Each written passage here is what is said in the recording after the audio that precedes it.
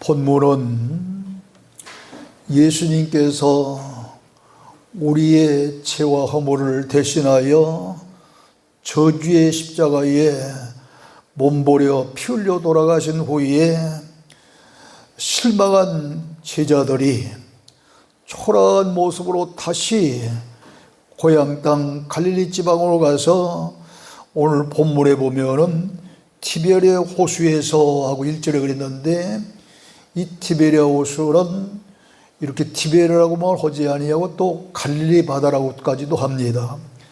이곳에 가서 전에 생업이었던 그런 고기 잡는 업으로 돌아가 다시 고기를 잡고자 밤새도록 이곳저곳에 그물을 던졌지만 아무것도 잡지 못하고 날이 새는 새벽이 되었을 때에 부활하신 그런 예수님께서 찾아가셔서 많은 고기를 잡게 하신 그런 내용이 기록되어 있습니다.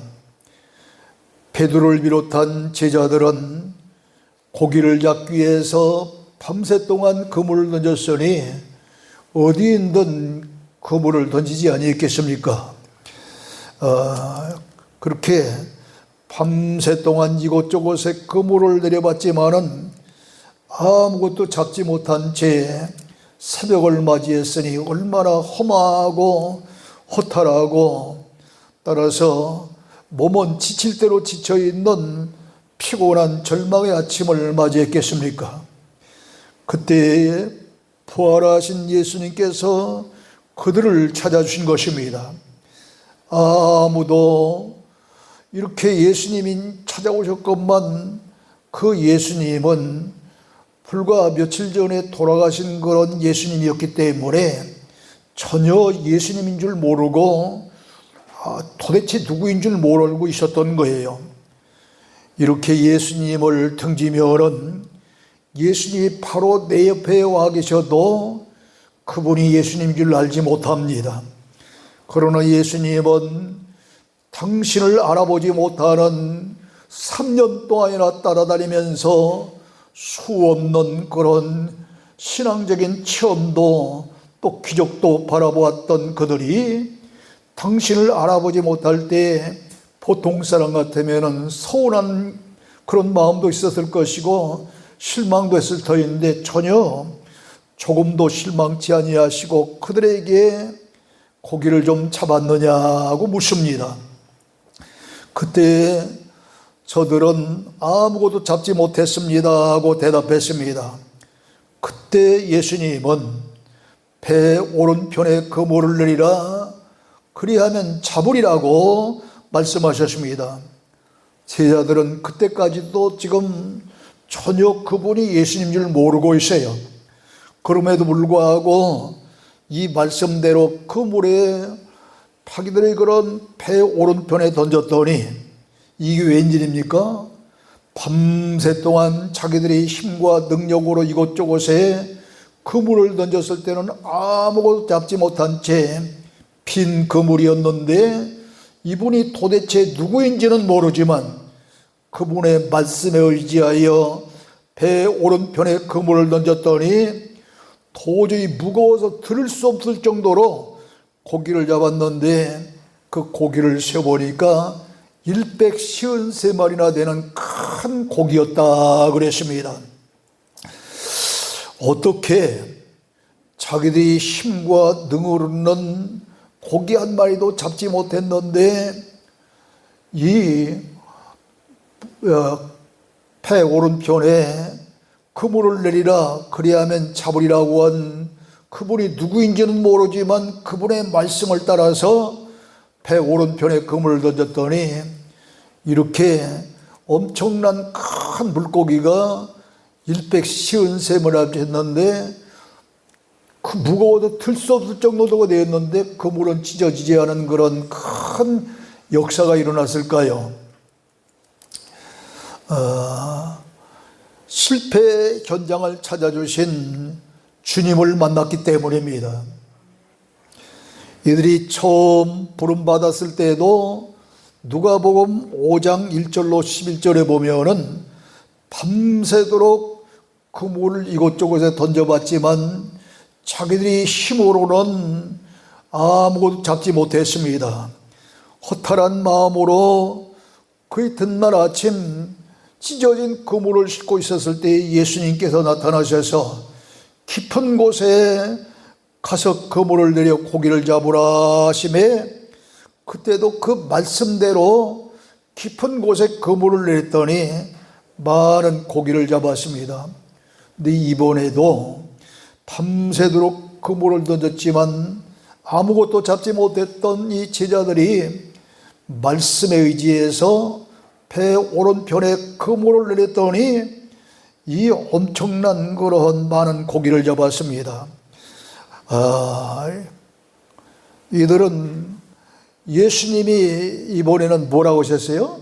누가복음 5장과 누가복음 21장에 그 그물을 내리라고 명령을 내렸던 분은 똑같은 예수님인데, 누가복음 5장에서는 초림하신 부활 이전에 예수님이셨고, 요한복음 21장 오늘 본문에서는 부활하신 예수님이라고 그런 것만 달라요.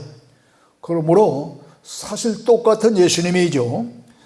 이러한 그 예수님께서 배 오른편에 그물을 던지라 그리하면 잡으리라고 하는 말씀대로 하심에 이제 크고 좋은 고기가 153마리나 잡혔습니다. 얼마나 큰 고기인지 도저히 그물을 넣을 수 없을 정도라 그랬습니다. 성경에 보면은 그 여러 가지 기사와 이적이 나타날 때 무슨 12바구니 일곱 그러한 목욕 그 외에도 이렇게 7번 목욕을 하라 그런 등등 이 숫자에 그러한 말씀이 있었는데, 그 숫자마다 나름대로 뜻을 두고 있는데 왜 요한복음 21장 본문에 나오는 물고기를 잡았을 때에 하필이면 153마리라고 하는 그런 크고 좋은 물고기가 잡혔을까? 어떤 분은 그렇게 말씀을 냈더라고요. 주석에 보니까 100명은 이방인들이 구원의 숫자를 상징한 것이고 50은 유대인들 가운데 구원받은 사람들의 그런 상징적인 숫자고, 마지막 3은 성부, 성자, 성령이라고는 삼위일체의 그런 뜻을 가지고 153마리라고 그랬다 그러는데 좀 그럴듯하면서도 안 믿어져요.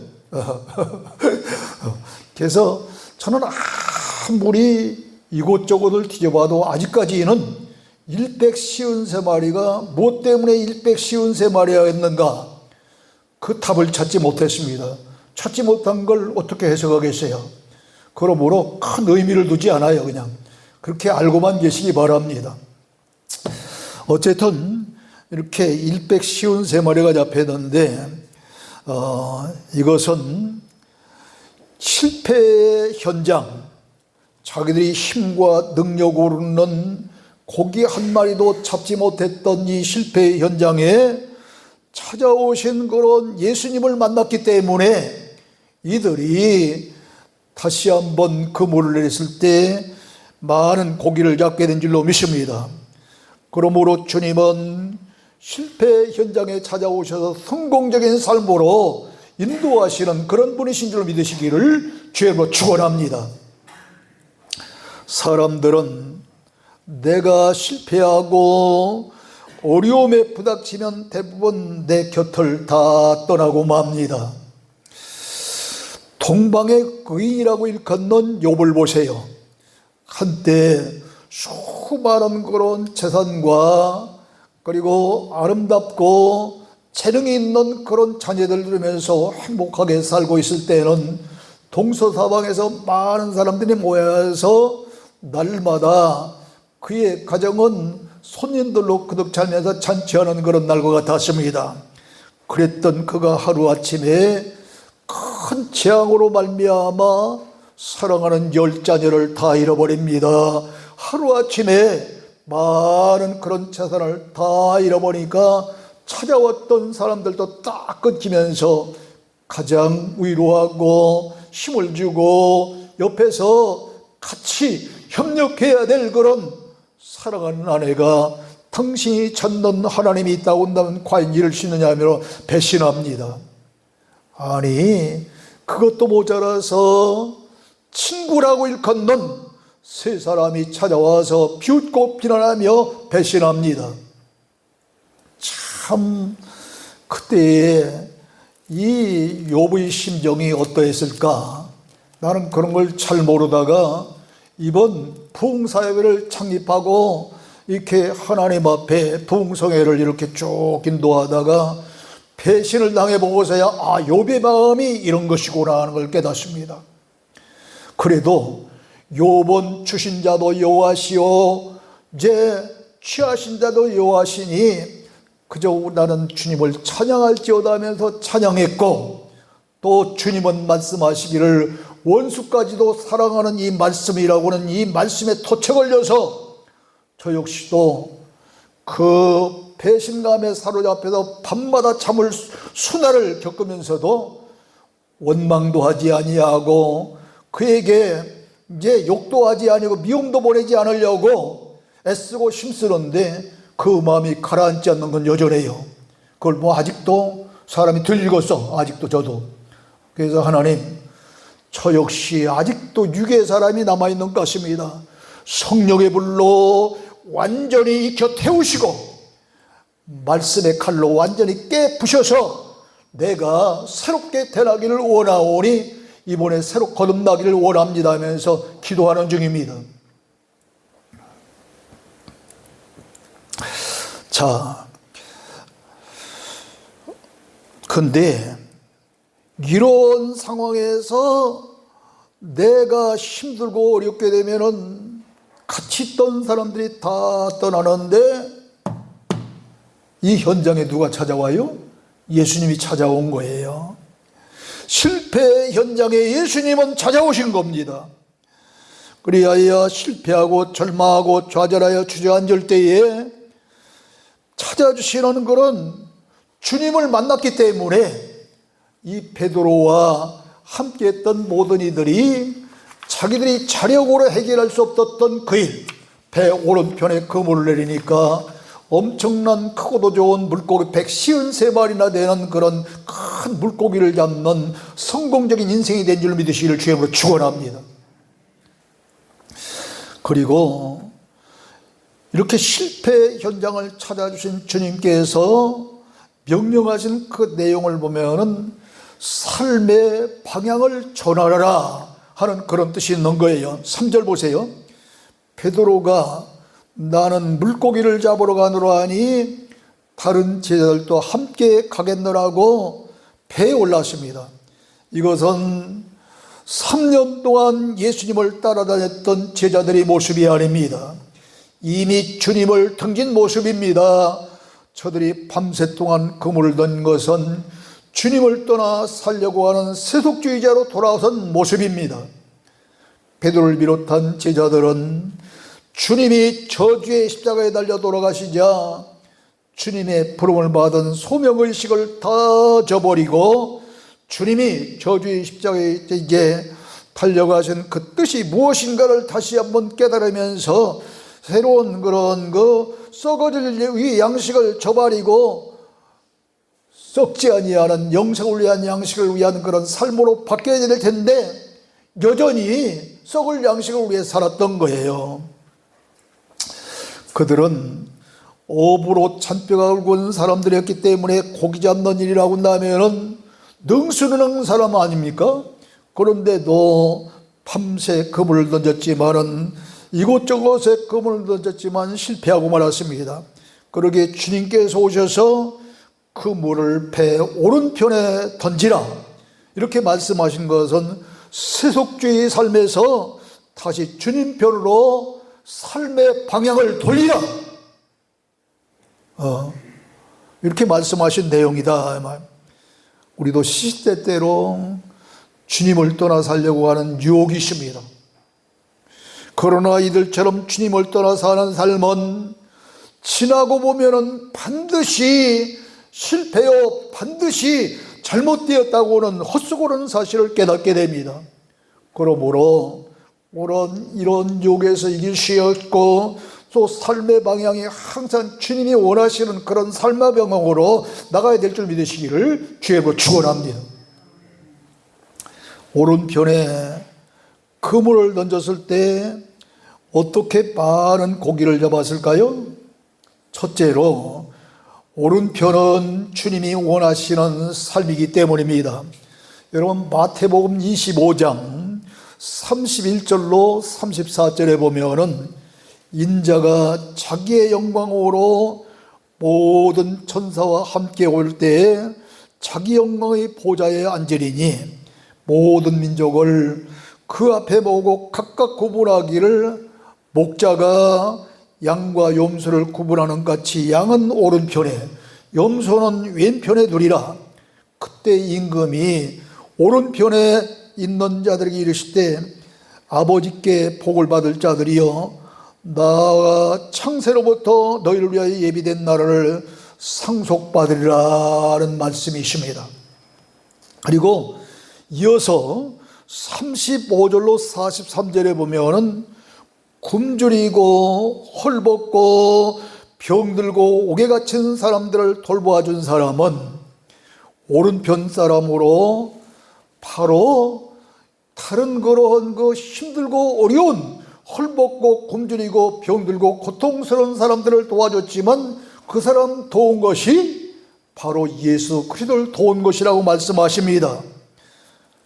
반면에 이렇게 헐벗고 굶주리고 병들고 고통 중에 있는 사람들을 보고서도 외면한 그런 사람들은 예수님을 보고도 외면한 사람이라고 이렇게 이야기를 합니다.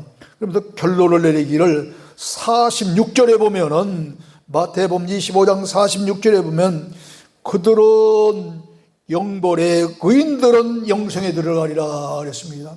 그러니까 이 영벌에 처할 자는 가난하고 병들고 헐벗고 굶주린 그런 사람들, 옥에 갇힌 사람들을 보고서도 돕지 아니한 그런 사람들은 예수님 편에 들지 않은 사람이고 예수님을 돕지 않은 사람이라 말하면서 그들이 영벌에 처할 자다. 묻습니다. 이 사람들 예수 믿는 사람들일까요? 예수 믿지 않는 사람들일까요? 예수 믿는 사람들이에요. 이 사람들도.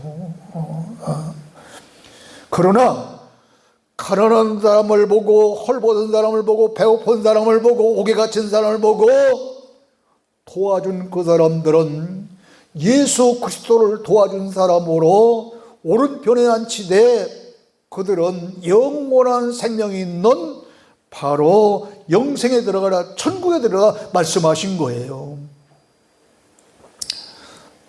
주님이 원치 않는 사람은 염소와 같은 왼편에 있는 사람들로 영벌을 받아 지옥에 들어가고 주님이 원하시는 삶을 산 사람은 양과 같은 사람으로 의인으로 천국에 들어가 영생하리라는 말씀입니다. 그러므로 우리가 믿음으로 구원받는다는 것은 늘 말씀드리지만 로마서 10장 10절에 보면 마음으로 믿어 이제 의에 이르고 입으로 믿어 시인하는 정도, 그런 정도의 믿음이 아니라 행함이 반드시 따르는 언행일치, 신행일치의 믿음인 거예요. 그렇기 때문에 야고보서 2장 14절 이하에 보면은 내 형제들아 만일 사람이 믿음이 노라고 행함이 없으면 무슨 이익이 있으리요? 그 믿음이 능히 자기를 구원하겠느냐? 행함이 없는 믿음이 너를 구원하겠느냐 이 말이에요. 19절에 보면 뭐라고 그러냐면 귀신들도 하나님이 한 분이신 줄 알고 벌벌 떠느니라. 우리뿐만 아니라 귀신들도 하나님 앞에서 하나님 앞에서 한 분이신 줄 믿고 벌벌 떤다는 거예요. 그러므로 이 이야기는 마음으로 믿고 입으로 시인하는 정도의 믿음은 대단히 죄송하지만 귀신 같은 믿음이라는 겁니다. 그 정도의 믿음이라는 거예요.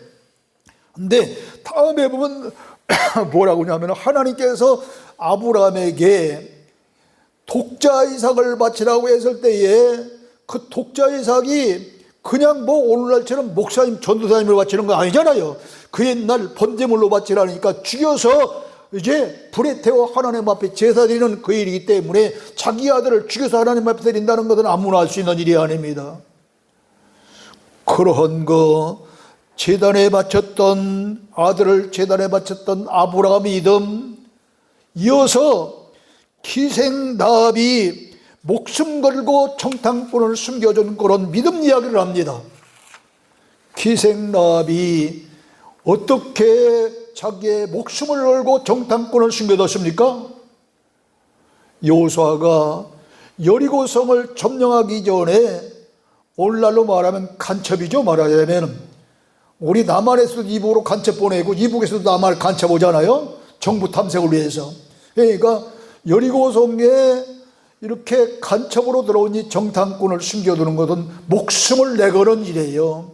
그럼에도 불구하고 기생나합은 목숨을 내걸고 정탐꾼을 숨겨뒀기 때문에 그는 마태복음 1장에 나오는 예수 그리스도의 계보에 들은 축복도 받고 구원받고 가족도 구원받는 놀라운 큰 은혜가 임한 줄로 믿습니다. 이러한 그런 믿음이 내 입만이 아닌 그런 행함을 강조하고 있는 겁니다. 두 번째로 오른편은 믿음의 편이요 구원의 편입니다. 베드로가 주님을 만나 제자가 된 후 얼마나 주님 앞에서 장담을 많이 했습니까? 다른 사람들이 다 주님을 버린다 할지라도 저는 절대로 주님을 버리지 않겠습니다. 또 목숨을 바쳐 주님을 따르겠습니다. 그랬습니다. 또 다른 사람들이 다 주님에게 떠나는데 주여 주님 앞에 영생의 말씀이 주님께 있는데 제가 어디로 가겠나이까? 이렇게 장담하며 자기의 마음을 내비쳤던 사람이 베드로가 아니었습니까? 그런데 예수님이 이제 십자가를 앞에 두고 몸부려 피 흘려 돌아가실 점 되니까 연약한 그런 여종 앞에서 나는 예수님을 모르나 하고 불과 3번씩이나 예수님을 부인합니다. 완전히 실패자가 되었습니다. 그리고 그 후에 정녕 예수님이 십자가에 돌아가시니까 자기의 고향으로 돌아가서 밤새도록 고기를 잡았으니 고기 잡는 일부에 실패로 돌아가고 말았던 것입니다. 이렇게 실패한 베드로에게 부활하신 주님께서 그 물을 배 오른편에 던지라 그리하면 잡으리라고 말씀하신 거예요. 그러므로 예수님의 말씀은 주님 편에 성공이 있고 주님 편에 승리가 있고 축복이 있다고 말씀하신 것입니다. 여러분 십자가에 달리신 예수님의 그런 좌우에 강도들도 매달렸습니다. 그런데 좌편에 있는 강도는 예수님을 보고 네가 그리스도냐? 네가 동일한 정죄를 받고서도 하나님을 두려워하지 아니냐? 우리는 우리가 행한 일에 상당한 보응을 받은 것이나 이에 당연한 이 사람이 하는 것은 옳지 않은 것이 없느라 하고 오른편 강도는 예수님을 지지하는데 왼편 강도는 뭐라고 하는지 알아요? 네가 그리스도냐? 그렇다면 우리를 구원하라 하고서 정반대 이야기를 합니다. 자, 그러면서 이 오른편 강도는 왼편 강도와 달리 예수님을 지지하고 믿고 당연히 그 예수님은 이제 우리와 같은 그런 정죄를 당하지 아니할 자라고 변호합니다. 그러기에 그는 예수님을 바라보면서 뭐라고 하냐면 예수여 당신이 나라에 임하실 때 나를 기억하시옵소서 하면서 그를 구세주로 믿고 자기의 영혼을 구원해달라고 간절히 매달릴 때에 예수님이 뭐라고 합니까? 오른편 강도로 내가 진실로 네게 이르노니 오늘 네가 나와 함께 낙원에 있으리라고 말씀하셨습니다. 이 사실을 보는 오른편은 믿음의 편이고 오른편은 주님을 바라보는 편이고 오른편은 구원의 편인 거예요. 사도행전 7장 54절로 40절에 보면은 그 유명한 스데반이 설교를 나오니까 유대인들이 듣고 마음에 찔리니까 천지사방에 놓여있는 돌을 들어서 스데반을 쳐 죽이려고 합니다. 그때에 스데반은 성령이 충만하여 저 하늘을 우러러보면서 이제 하나님의 영광과 하나님 우편에 서 계신 예수를 보고 힘을 내어서 주 예수여 내 영혼을 받으시옵소서 하면서 이어서 또 주여 이 죄를 그들에게 돌리지 마옵소서 하면서 돌로 쳐 죽이는 유대인들을 위해서 기도하면서 조용히 잠들었다 그래서 죽었다 하는 이야기예요. 유대인들이 던지는 돌에 맞아 죽어가던 이 스데반이 하나님 우편에 서신 예수님을 보고 힘을 얻었습니다. 성령이 충만해졌습니다. 그리고 원수들을 위해서 기도하며 잠든 겁니다. 에베소 2장 20절로 22절에 보면 하나님께서 예수님을 다시 살리시고자 자기의 오른편에 앉히시고 모든 통치와 권세와 능력과 주권을 이 세상과 오는 세상의 모든 인 위에 뛰어나게 하시고 만물이 그에게 복종케 하시고 교회의 머리로 삼았느니라 그랬습니다. 누구를? 예수님을. 하나님의 오른편으로 예수님을 드높이 올리시고 이렇게 만물이 그에게 복종하게 하시고 교회의 머리로 삼으셨다는 거예요. 이렇게 오른편은 하나님의 편입니다. 믿음의 편입니다. 구원의 편입니다. 우리도 예수님 좌우에 매달린 강도같이 사실 따져보면 마땅히 죽어야 할 그런 죄인들이었습니다.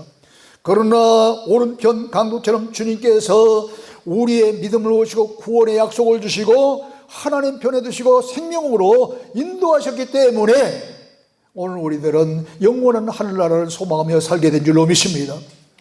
세 번째로 오른편은 힘과 능력이 있는 하나님 편이십니다. 하나님 손입니다. 여러분 이사야 41장 10절에 보면은 두려워하지 말라 내가 너와 함께함이라 놀라지 말라 나는 네 하나님이 됨이라 내가 너를 굳세게 하리라 참으로 의로운 나의 오른손으로 나의 의로운 오른손으로 너를 붙들리라. 사도행전 2장 33절에 보도 하나님이 오른손으로 예수를 높이심에 그가 약속하신 성령을 아버지께 받아서 너희가 보고 듣는 것을 부어주셨느니라 그랬습니다. 또 사도행전 5장 32절에 보면은 이스라엘로 회개케 하사 죄사함을 얻게 하시려고 그의 오른손으로 높이사 임금과 구주로 삼으셨느니라. 누구를? 예수님을. 여러분 이 왼손과 오른손을 보면은 대개 왼손이 힘이 세요? 오른손이 힘이 세요? 오른손이 세잖아요. 어쩌다 왼손잡이들은 왼손이 힘이 세지만 오른손이 힘이 세요. 그래서 하나님의 손은 오른손이라고 하는 것이지 뭐 하나님이 무슨 영적인 그런 하나님이신데 오른손이 있고 왼손이 있겠어요. 그만큼 하나님의 손은 힘 있는 손, 능력 있는 손이라고 하는 그것을 나타내기 위해서 왼손이라 하지 아니고 오른손이라 한 겁니다. 사랑하는 성도 여러분이요, 그렇기 때문에 연약하여 두려움이 있을 때, 실패하여 좌절할 때, 끝장이 났다고 생각할 때, 이제는 죽었구나 이렇게 생각할 때 우리의 무능함을 인정하고 우리의 연약함을 인정하고 주님의 힘과 능력이 있는 주님의 오른손을 붙들기만 하면은 그때 승리가 있고 그때 성공이 있고 축복이 있을 줄 믿으시기를 주님의 이름으로 축원합니다. 성도 여러분, 베드로가 예수님의 말씀을 따라 배 오른편에 그물을 내리고 끌어올리니 어떻게 되었어요? 본문 11절을 보세요. 가득 찬 큰 물과 153마리라 이같이 많으니 그물이 찢어지지 아니하더라 그랬습니다. 아무리 성공하고 승리하고 축복을 받았어도 찢어지면 아무것도 안 해요. 찢어지면 불행한 겁니다. 사업에 성공했어도 좋은 직장에 들어갔어도 결혼을 잘했어도 찢어지면 아무 소용이 없는 거예요. 찢어지면. 아니, 구원의 약속을 받은 우리도 주님과 나 사이에 약속이 찢어지면 아무 소용이 없는 거다. 찢어지면 모두 주님 편인 오른편 그런 거에 그 오른편에 서야만 찢어지지 아니하는 그런 진정한 축복이 있을 줄로 믿습니다. 스데반 집사가 복음을 외치다가 돌에 맞아 죽을 때 성령이 충만하여 하늘을 우러보면서 하나님을 이렇게 바라볼 때 하나님만 바라본 것이 아니라 하나님 우편 앉아 계신 누굴 봤어요? 예수 그리스도를 본 거예요. 그리고 거기서 힘을 얻고 원수들을 용서하고 자기의 영혼을 주님의 손에 맡기며 또 원수들을 용서해달라고 기도하면서 장렬한 그런 순교의 죽음을 맞이하게 된 줄로 믿습니다. 오늘 우리도 이 하나님을 만나자는 거예요. 이 주님을 만나자는 거예요. 오른편이 이제 어떤 편인가를 우리는 깨달았습니다. 그래서 오늘 설교의 제목을 하나님의 말씀에 의지해 오른편에 그물을 던졌더니 고기를 많이 잡았다는 그런 얘기가 아니라 오른편의 비밀이라는 말씀으로 말씀을 드린 거예요. 이 사실을 잘 깨닫고 항상 하나님 편인 오른편, 믿음의 편인 오른편, 구원의 편인 오른편, 힘이 있고 능력이 있는 하나님 편의 오른편, 하나님이 말씀이 있는 그 편으로 우리의 삶의 방향을 항상 이제 바라면서 나갈 때 우리도 성공적인 삶, 승리의 삶을 살아서 영원한 구원은 물론이나 이 땅을 사는 동안에도 영혼이 잘된 같이 범사가 되고 강건해질 놀라운 축복받아 예수 그리스도의 증인답게 살 수 있는 저와 여러분 다 되기를 주로 축원합니다. 하나님 아버지 은혜와 사랑을 중심으로 감사합니다.